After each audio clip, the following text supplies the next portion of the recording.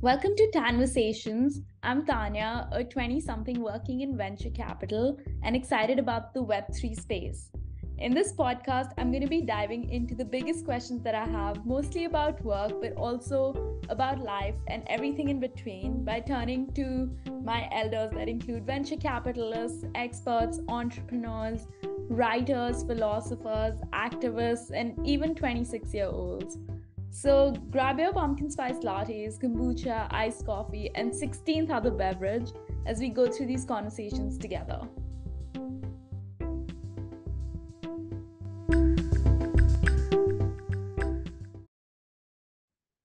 My guest for today is Simi Shah, the founder and CEO of Trailblazers, which is a content platform and community that highlights the stories of leading South Asians. Simi has hosted guests like the founder of ClassPass Payal Kadakia, Penn, and the Indian Matchmaking star Aparna Shewakramani on her podcast. Simi most recently also served as Chief of Staff to Indra Nooyi, the former chairman and CEO of PepsiCo, and probably the most prominent female Indian origin CEO of a Fortune 500 company.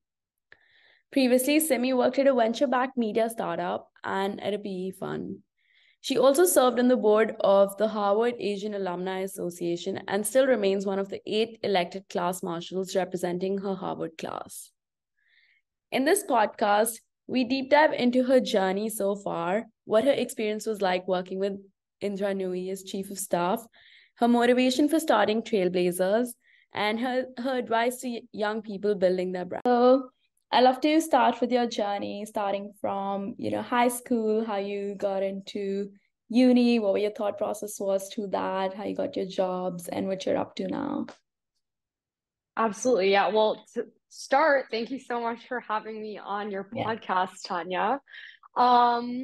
Yeah, I grew up in a very entrepreneurial immigrant family, immersed in actually what most people find to be surprising, a very robust South Asian community in Atlanta, Georgia. And so always had inclinations around culture, the world at large, globalism, diplomacy, and also sort of the business entrepreneurial route because some of my family's small business, which I had grown up seeing a lot of and hearing a lot about over the dinner table.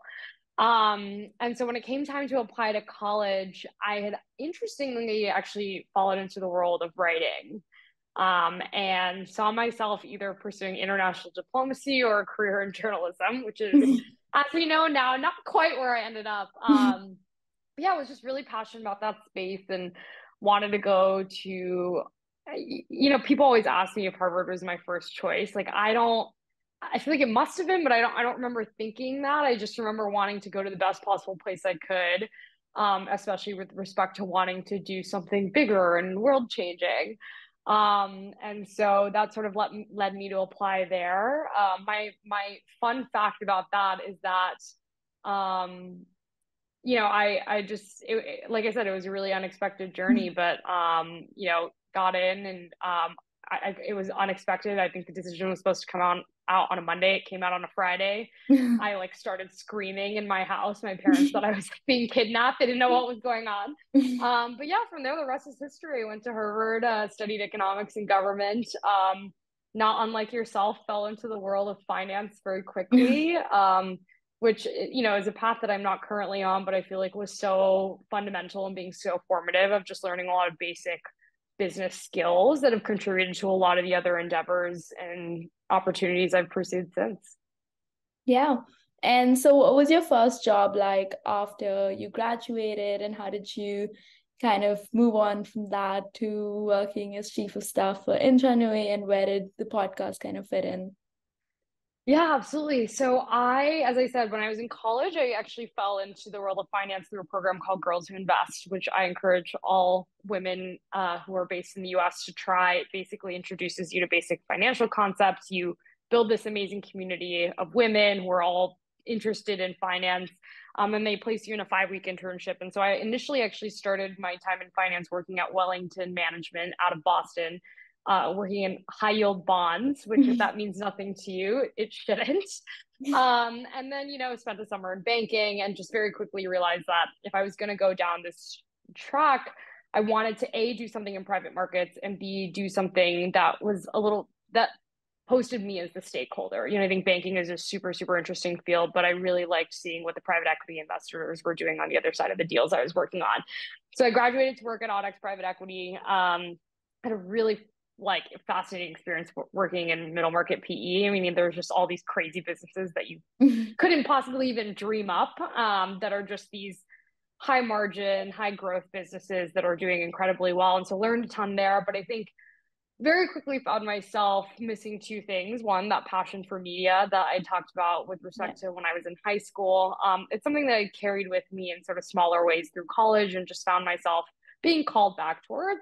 And two, every time I was working in PE and we'd be looking at these businesses, I was always a lot more curious about what the operators of the business were doing, what the business fundamentals were, and how to sort of get knee deep in that. And so it just made me realize that I wanted to try sort of the operational aspect a little bit more. And so I ended up pivoting to the startup world. I joined a startup called Paperwork Studios, that was backed by this New York City based venture studio called Create. And we were basically in the business of building hyper-targeted publications for niche audiences of industry professionals. I joined as their first employee. It was very, very serendipitous how it came to be, and loved it. We had this amazing team who was so passionate about what we were building. And I think, at least for me, media is a thing that's so easy to be passionate about, because not unlike yourself, there is this element of storytelling, which I think just connects us all as human beings. And two, I just feel like it's so fundamental to democracy, to information sharing, to the direction of the world. And so loved that, and saw a longer term future there, but very serendipitously got recruited by Indra Nooyi and her team to join her as chief of staff, leading up to the launch of her book, My Life in Full, which came out in September 2021. Wow. It's crazy. I think it's 2023. And joined her team. It was just one of those once in a lifetime opportunities to work with, someone that was a legend in my house growing up. And so spent over a year working with her, at a really phenomenal experience, having the opportunity to elevate her story and help bring the issues that she was working on to the forefront. And so that's sort of been my trajectory thus far. And now I'm doing a little bit of this and that in the media world, building Trailblazers, which we can talk more about, working and investing on the side, and then making my way to business school this fall. Oh, nice. Congrats. Is it back to Harvard or elsewhere? I will keep you posted. Okay. Yeah. Okay. Yeah. I know that I'm going, and I'm still in the process of figuring out where exactly, but I will keep you posted. Okay. Yeah. And I think just to kind of deep dive a little bit into your experience with working for Indra Nooyi, what did your day-to-day kind of look like when you were doing that? Yeah, it's so funny. People always ask me, like, what does a chief of staff role entail? And the reality is, I don't think there's a one size fits all answer. I've talked to chiefs of staff across so many different organizations, and sometimes our roles sound exactly the same, and sometimes they couldn't be more different. I think the day to day of it was really helping sort of be a guiding force when it came to her book launch. She had these amazing teams spread across, the typical things that when it comes to launching a book, you have publishing teams across multiple international countries, you have a PR team, you have, events team, people that are just trying to make sure this book is successful. But I think, what initially even drew me to the project was, for her, it was never, and she talks a lot about this, she never saw herself writing a book. It was never something that was meant to be a vanity project. She was at a stage where she was really passionate about shedding light on the challenges faced by women and families managing the competing demands of work and family. And as a young, early career woman myself, who's thought about that very critically, it was really inspiring and amazing to me that someone at that stage in her career had chosen to work on an issue that would impact me so directly. And so a lot of the role was just figuring out, okay, not only how do we elevate this book and make sure it reaches communities around the world, but how do we make sure this issue and this cause touches people, and that people really take a solution-oriented mindset and think critically about this as an issue that's fundamental to the economics of how our society functions. So that's sort of the broad level of what it looked like. But, day in, day out, it's communicating with across those teams. For me, there was a very massive learning curve. I've worked in media, but never in the world of book publishing. So learning, what all that entails. And, the initial months were really just amping up to make sure that the book launched successfully. And then spending time, like I said, really pushing it forward, pushing the needle forward in terms of those issues, making sure they were getting heard in the right spaces, that those messages were reaching the right people, and that, we were having a longer term sustained conversation. And as I said, my role was really just to kind of be the person who is being the guiding force. We had amazing teams who put out incredible content, who really made sure this book reached far and wide. And so I was there to really be the helping hand. Yeah. What was like the most interesting moment, or, like just the fascinating story that you had from this whole experience? Oh gosh, I have to really think about that. My most fascinating experience. The Asian American Foundation and the Boston Consulting Group hosted a book launch celebration party in honor of Indra and the launch of her book. And I think it was just such a beautiful convening of people in her life, and, movers and shakers around the world, but also people that were just so plugged into this issue. You had the CEOs of major companies talking about the importance of paid leave, and people talking about how, having this opportunity to balance work and family, whether it was given to them in the form of, paid maternity leave, et cetera, had just completely transformed their lives. And I think, you hear about big forums and summits like Davos, right? Yeah. Where all these incredible people are coming together to put their heads together on certain issues. But this was such a lived, tangible experience for me, and that too centered on something that I'd spent time helping work on. I think it was just a really, really powerful, potent experience, and also to see her celebrated in that way, which I think is important. Yeah, absolutely. And I think just kind of now taking a step back and moving a little bit more into the Trailblazers part of it, I wanted to learn more about, what was your motivation for starting Trailblazers, and, what was your experience like interviewing the people? And now, you've built out a community on the back of that. So what's that been like for you? Yeah. So Trailblazers is just a deep, deep passion project of mine. So I started Trailblazers. It was actually inspired by a podcast project that a friend and I did in college, like our senior year. We were just sort of goofing off, honestly, in this research class, and we're like, let's put together a podcast instead of a final paper or something of that sort. So I'd already developed that muscle, and then we had sort of put that to rest for a while. But I found myself itching for a couple of things. One, a deeper connection to my community, which I'd had, as I said at the start, my whole life. I grew up in a very robust South Asian community. I went to college and ended up, leading the South Asian Association, just having this community all around me. And then suddenly you graduate and it's all gone. And so I was thinking critically, how do I maintain that connection, but also do it in a way that's offers me and others a learning experience, a new opportunity and avenue through which to connect with our culture. And so at the same time, I think our community was really picking up a lot of momentum. You were starting to see our names in the credits of movies, and starting to see books coming out, and, CEOs taking over. And I was just like, we have all these amazing people in our community, but their stories are rarely aggregated, and certainly not told with respect to their identities, right? They're told in a very mainstream way because those are the platforms that are capturing their stories at the moment. And so that was really the impetus in starting Trailblazers. And I'm always thankful to those initial guests like Sopan Deb and Sujata Day and Ruchi Roy, who, took a chance and came on our platform and told their stories. We've grown tremendously over the past couple of years. We started as a podcast. We now have newsletter publication, social media. And then this past year, we started doing live events. We've done everything from intimate dinners with Trailblazers in particular industries, and also hosted large networking events. We did a live podcast with Aparna Shewakramani from Indian Matchmaking. And I think, I think this is something that a lot of us have learned coming out of the pandemic, but it's so easy to just be sitting behind your laptop and, drawing something up and posting something online, or, as we're doing, having a Zoom conversation. Yeah. But I think bringing our community to life in this way at least reminded me of like why I'm doing this, and the fact that this isn't just something that's resonating with me, it's resonating with a lot of other people. There's a craving and a need for this. Mm-hmm. People need a line of sight to leaders on our community, because those are the people that help you understand your own journey, right? I mean, that's how we learn, right? Is role models and understanding what people before us have been through. And so it's been really special with respect to that. I'm just someone who loves exploring a lot of different topics and spaces. And so, one day I'm talking to someone who works in legal at a crypto company.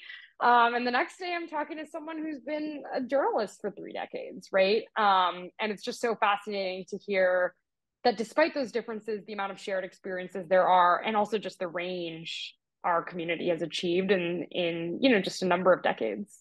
Yeah, absolutely. And who do you think, like, which episode for you personally was the most impactful or meaningful? I always tell people this, you're asking me to pick a child. I can't say I have a favorite. Like, truly, I will say, I think something that struck me, and this is especially struck me because we are coming up on the launch of our 50th episode. And so we're doing a deep dive reflection on sort of the shared themes and motifs that have come out of, the past 50 trailblazers we've interviewed or so. 9/11 is something that I was very young for. I'm sure you were very young for.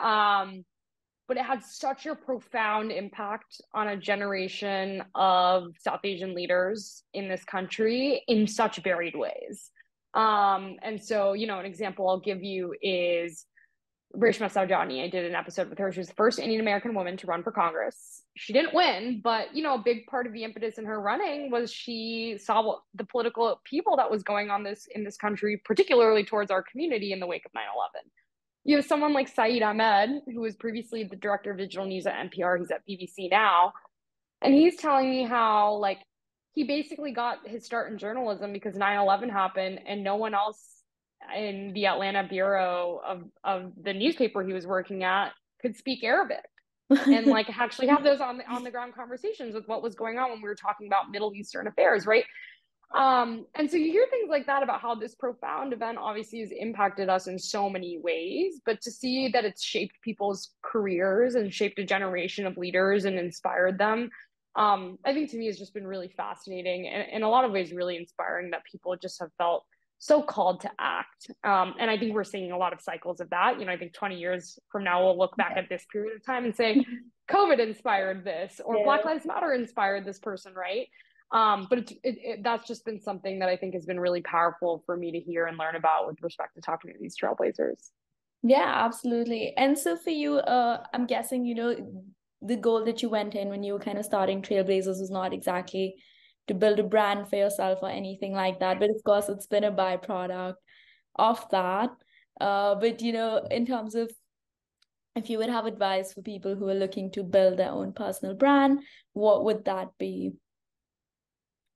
Yeah, that's a great question. I'm actually going to borrow something from one of my guests. I recently interviewed Ziad Ahmed. He's the founder of Juve Consulting, which is a Gen Z consultancy. And we were talking about how like brand building and entrepreneurship and startup life is very glamorized right now. Everyone wants to do it because it feels like the cool thing to do. And I think sometimes as a result of that, we don't talk about how tough it can actually be. Yeah. And then it's not just this like beautiful life of getting published in amazing publications and being featured online and receiving all this praise, et cetera. It's a lot of hard work and it's a lot of rough days. And we talked about how, as a result of this culture, there's a lot of teams that are being convened around strategic skill sets who can solve any problem, rather than teams that are being convened around actual passion or purpose about a certain problem that you're trying to solve. And I've thought a lot about that since we had that conversation, because I think, to your point, when I started Trailblazers, I really started with like this passion in mind of my own. Like it kind of was rooted in something a little bit selfish of like, I'm disconnecting to my culture. Here's a way I can do it. And also I can turn around and share it with others, right? That's the beauty of media and a podcast. But I think as a result of it being rooted in passion, even on the hardest days, even when I'm like up at 3 a.m. working on something that I don't want to be working on, it's kept me going. It's inspired me to pursue different routes. I'm not just, I'm married to the mission. I'm not married to the product. That's why, we've extended into a newsletter. That's why we have community events. That's why we have all these collaborations. And that's, I think, my biggest piece of advice for people is, make sure you're not just starting something for the sake of starting something, for the sake of having a brand, because that's how you wear yourself out. Yeah. I think as human beings, we're all driven by meaning, we're driven by purpose. And so that's my number one advice to people is like, if you see someone, talking about a specific topic and you feel like you should be talking about that topic, I mean, ask yourself if that's something you're really passionate about. There might be something that's a lot more niche, but it's your area of expertise because it's your area of passion, and it'll come through 100-fold. So that's my biggest piece of advice to people who are thinking of what they want to start or what they want to build. Yeah, absolutely. I think even for me, it was a bit of a journey. Like, I think it was just about, sharing stories that I thought were interesting, and then people started kind of relating to it and, just kind of formed a theme on its own. But, coming back to you, so what are you excited about next, or what are you looking to do next?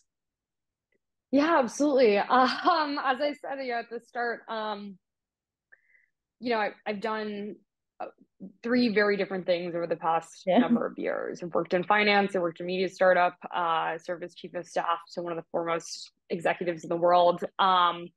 And I'm thinking critically about how I want to marry my various passions. I do have a passion for investing in the world of finance, and I think democratizing access to capital allocation in this country is just the easiest way to offer people upward mobility in this world, to make sure that dollars are being put behind problems that are relevant to everyone, and particularly diverse communities and marginalized communities that have historically been ignored or siloed off.